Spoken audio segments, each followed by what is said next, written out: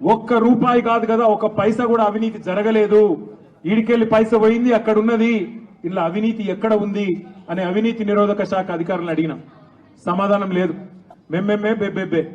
ఏంది అంటే ఫైల్ ఇటు పోయిందా, ఇటుకెళ్ళి పోయిందా, నువ్వు కుడి చేపులకి వెళ్ళి ఇచ్చినావా పైసలు, ఎడమ జేబులోకి వెళ్ళి ఇచ్చినావా పైసలు అని చెప్పి పనికిమాలిన ప్రశ్నలు తప్ప, చిట్టినాయుడు రాసిచ్చి పంపిన ప్రశ్నలు తప్ప ఏమీ లేదు విషయం. అందుకే నేను మొన్న చెప్పినా మళ్ళీ చెప్తున్నా, ఇది లొట్టపీస్ కేసు. ఈయన ఒక లొట్టపీస్ ముఖ్యమంత్రి. పరిపాలన చేత కాదు, ప్రజలకిచ్చిన హామీలు నెరవేర్చే దమ్ము లేదు. అందుకే దద్దమ్మ రాజకీయంతో ఇవాళ తప్పించుకునే ప్రయత్నం చేస్తా ఉన్నారు.